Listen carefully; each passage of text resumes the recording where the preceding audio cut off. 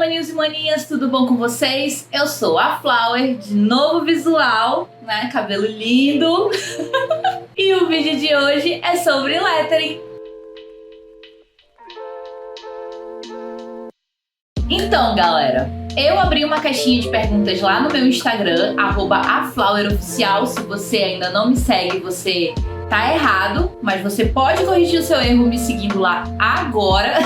E sempre interagindo comigo, porque eu de vez em quando abro umas caixinhas de perguntas lá pra poder saber o que vocês estão querendo, né, de conteúdo aqui pro canal, de conteúdo lá no Instagram também. Também tenho coisas lá no Tico e Teco.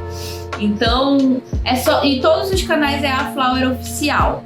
Tem o Instagram da minha loja também, que é o A Flower Loja. Então, se vocês quiserem fazer encomendas de produtos personalizados com letterings meus, é só você ir lá no meu Instagram e falar comigo diretamente.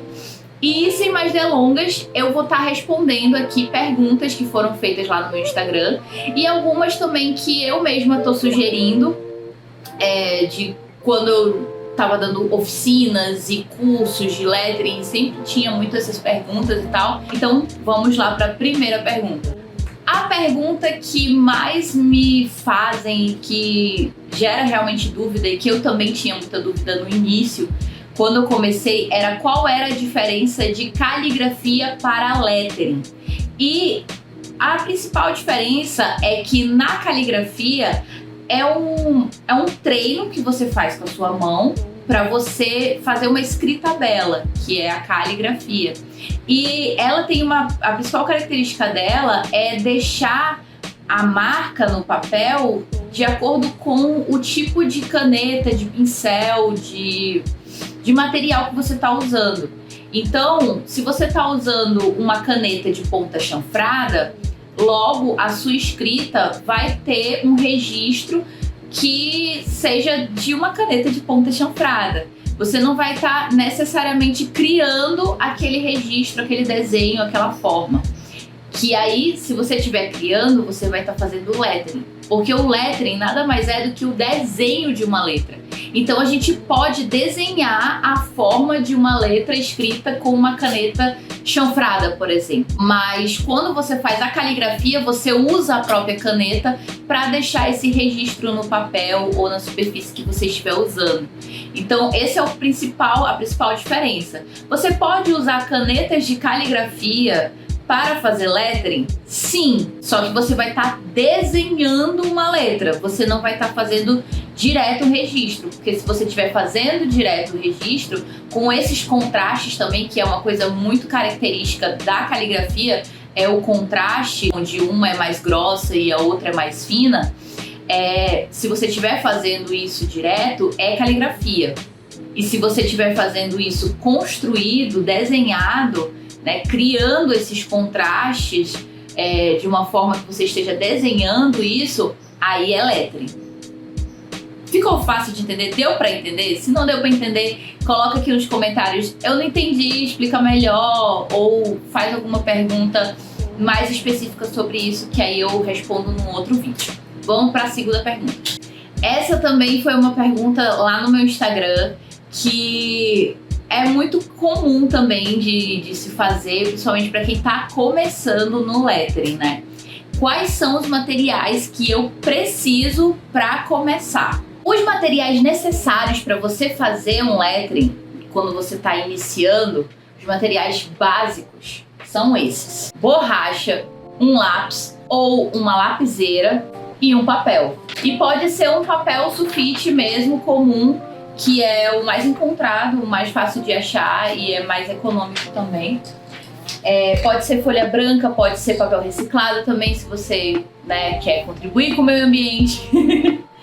E se você também quiser, eu sugiro muito você ter um caderno, um sketchbook que chama, que é um caderno onde você vai poder fazer seus treinos, fazer os seus rabiscos, né, poder colocar suas ideias de lettering em um compilado, né? Eu gosto muito de ter. Esse daqui é o meu sketchbook novo, porque o meu antigo já acabou. Deixa eu mostrar pra vocês. O meu antigo era esse aqui, que tem até um adesivinho da minha coleção do Mana Vou Bem Ali.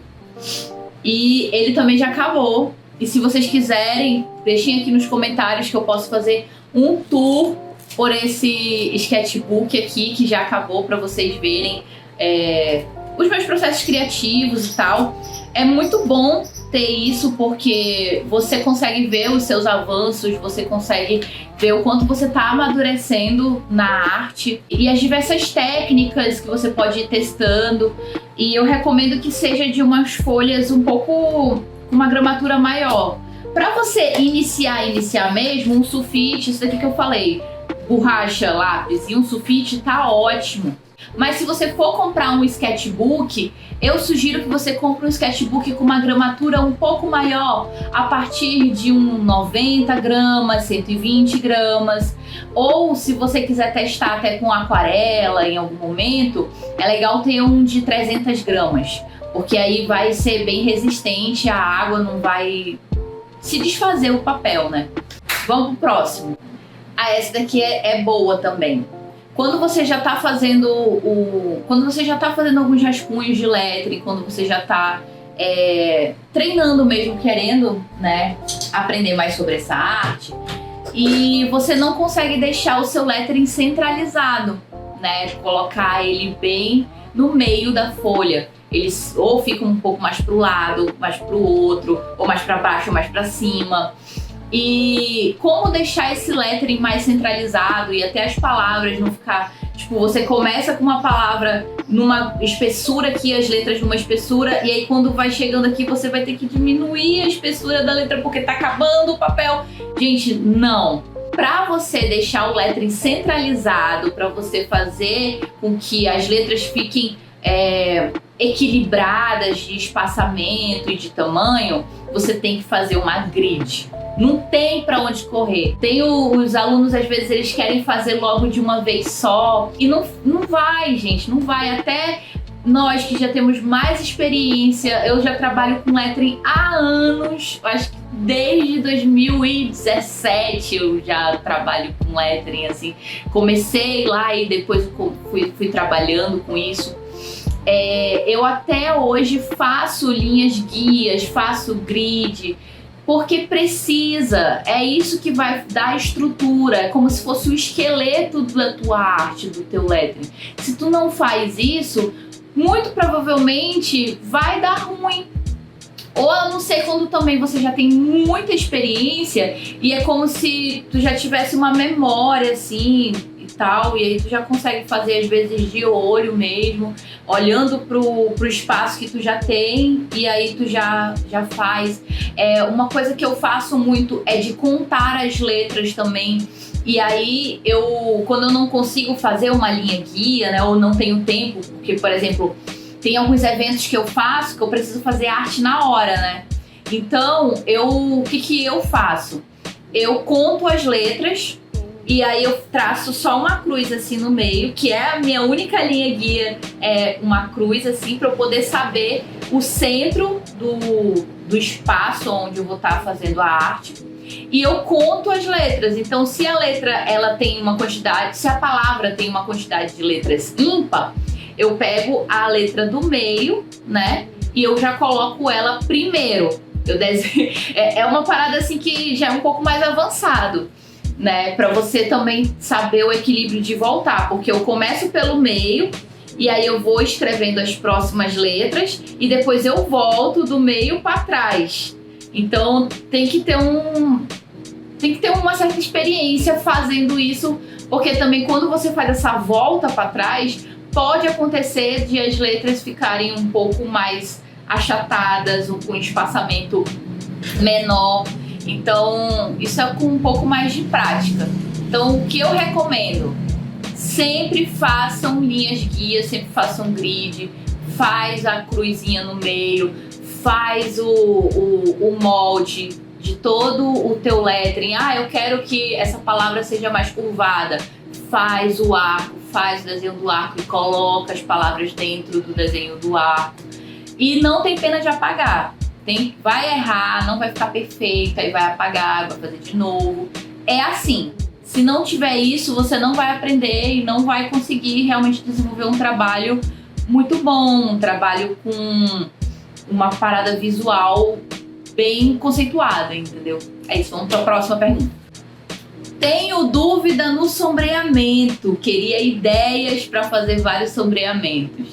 Então, sombreamento é uma parada muito legal e eu posso fazer até um vídeo só falando e dando dicas sobre sombreamentos, de como fazer.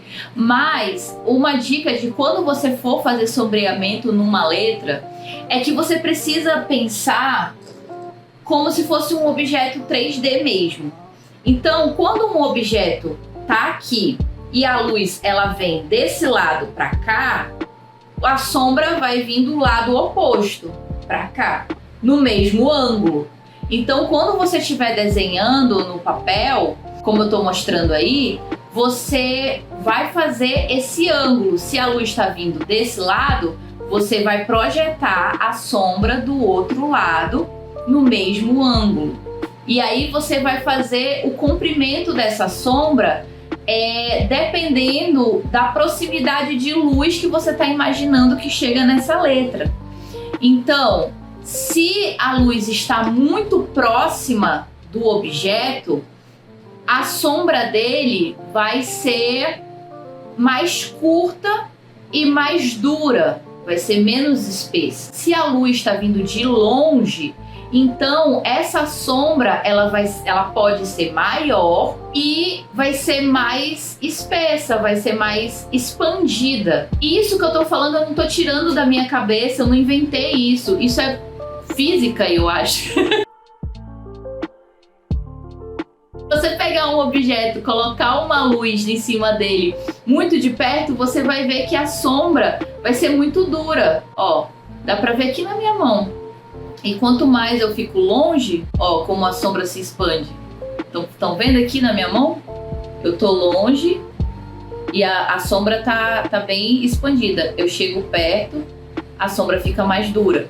Então é isso. Não tem muito pra onde fugir. É só você observar como a luz natural reage nos objetos e transferir isso para o seu desenho. Eu geralmente faço isso que vocês viram aí no papel, coloco um ponto de referência onde eu imagino de tá saindo a luz, para eu sempre ter essa referência e não ficar perdida.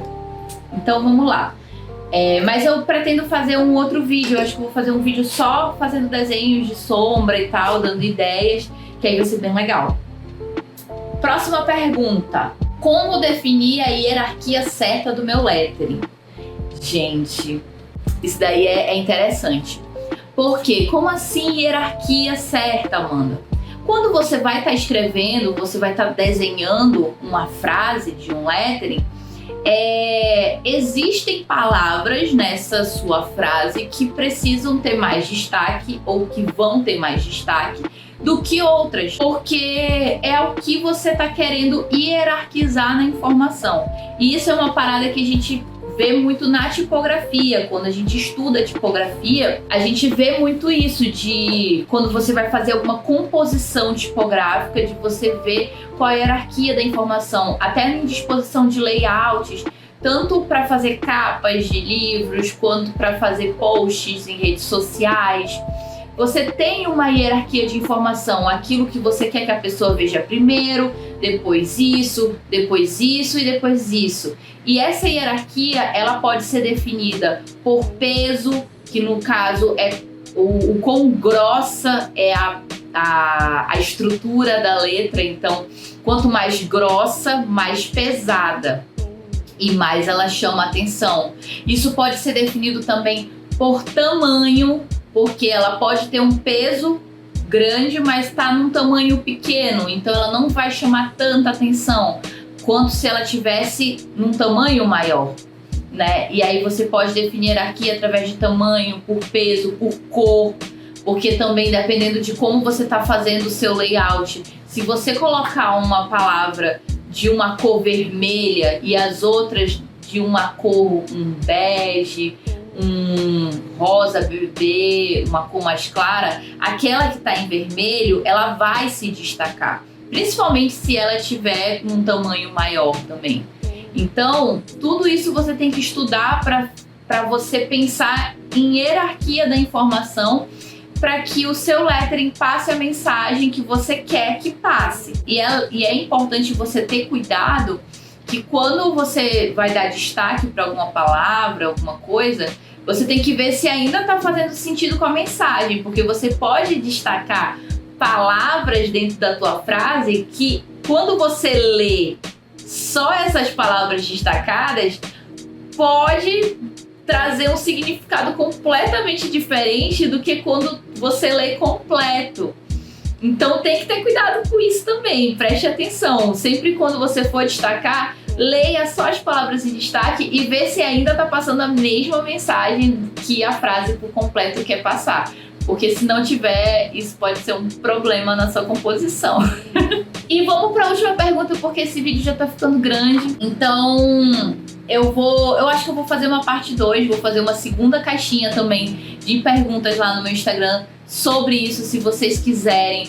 É lá que vocês têm que interagir, vocês têm que responder. Então bota as perguntas de vocês lá. Também podem colocar aqui comentando aqui no YouTube mesmo. Deixa aqui nos comentários as perguntas de vocês, que eu posso estar trazendo perguntas tanto daqui dos comentários do YouTube quanto da caixinha de pergunta lá do Instagram, tá bom? E se inscreve aqui no canal para você saber de todos os vídeos que vai estar lançando e ativa o sininho também. E é muito importante isso. Se inscreve, manda para pessoas que vocês gostam, que acham que vão gostar desse conteúdo também. E é isso. Última pergunta. Essa daqui eu acho interessante, principalmente para quem tem interesse em fazer lettering em parede, como essa parede aqui maravilhosa, que também tem o processo lá no meu Instagram de como é que eu fiz isso daqui, você pode ir lá assistir. Dicas para você que tá começando a fazer lettering em parede. E eu separei algumas coisas, 3 diquinhas aqui para você que tá começando e quer fazer lettering em parede. Você já faz lettering no papel, em outras superfícies, que você já manja bastante e quer agora fazer em parede. Essas 3 dicas são boas para quem está começando e eu queria ter recebido logo no início para evitar alguns erros. Então a primeira é fazer o rascunho em escala. Como assim, Amanda? Eu não sei fazer escala, como assim fazer? Calma. Eu tenho uma vantagenzinha porque eu fiz a faculdade de design e lá na faculdade a gente aprende a fazer, como eu fiz bacharel, né? Eu não fiz um técnico, eu fiz bacharelado. Então no bacharelado a gente aprende diversas áreas dentro do design. E tem uma área que é muito próxima da arquitetura, que é a de design de interiores. E nessas matérias você aprende a fazer ambientes em escala, usando um escalímetro. O escalímetro é tipo uma régua triangular que tem as escalas de 1 para 1, 1 para 5. Eles são as escalas de tipo 1 é o objeto real, né, o tamanho do objeto real, e a segunda numeração é o quanto você vai reduzir ou ampliar esse objeto real. Então, tipo assim, se eu tenho uma parede de 2 por 3 para fazer um lettering, eu vejo qual é a escala que eu vou reduzir, porque ela tá muito grande. Não vou pegar uma folha de 2 metros e fazer um lettering lá. Não, mas eu vou fazer uma escala reduzida para eu poder fazer o layout na minha folha em escala. Porque aí, quando eu for jogar para a parede, eu já vou ter a medida certa, o tamanho certo, e não vai ficar nem maior nem menor do que eu tinha planejado. Eu vou conseguir ocupar todo o espaçamento. E aí que vem a minha segunda dica junto com isso. Se você tem a pretensão de trabalhar realmente muito com parede, focar nisso, seria muito bom você comprar um projetor, investir num projetor, porque aí você faz o lettering em escala no computador, passa para o computador isso, ou mesmo no papel, tira uma foto, faz um registro, né, digitaliza isso, e aí você projeta na parede com o projetor essa tua arte. Então tu não vai precisar fazer um rascunho na parede, porque o teu rascunho já tá projetado. Então isso é uma mão na roda, facilita pra caramba e é um excelente investimento para quem realmente pensa em focar nessa área. E por último, se você quer fazer, tá começando, não tem dinheiro para projetor, o projetor é caro. Projetor é caro, galera, não vou mentir para vocês. Você realmente precisa ter uns recursos, né, para isso. Ah, não tenho. Como você faz? Eu faço até hoje, quando eu preciso, quando eu recebo alguma encomenda de parede, eu uso o barbante. Porque o que eu faço? Eu faço o lettering em escala, seja digital, seja no papel. Eu traço quadrantes, eu faço tipo uma grid assim, né, de quadradinhos, para eu ter a noção em que quadrante vai qual parte da arte. E aí na parede eu pego o barbante e faço esse quadrante também em escala. E aí eu vou fazendo o meu rascunho, né, na parede. Se for uma parede preta ou uma parede escura, eu faço o rascunho com um giz branco. Se for uma parede clara como essa daqui, eu faço com lápis mesmo, tranquilo. Que aí você passa a tinta por cima e não dá pra você ver depois o lápis ou o material que você usou pra fazer o rascunho. Então, essa também é uma dica muito boa. Se você está começando na parede, você pode fazer isso dessa forma, usando barbante para ser suas linhas guias na parede e fazer o teu rascunho. É isso. Eu acho que já teve dica pra caramba aqui, já respondi bastante pergunta. E se você quiser a parte 2, é só, já sabe, comenta aqui embaixo, quero a parte 2, põe outras dúvidas que vocês tenham. E responde também lá na minha caixinha de perguntas lá no Instagram, que eu vou estar soltando essa semana, tá bom? É isso, meus amores, um grande beijo. Obrigada por ter chegado até aqui e seja criativo. Até a próxima. Tchau!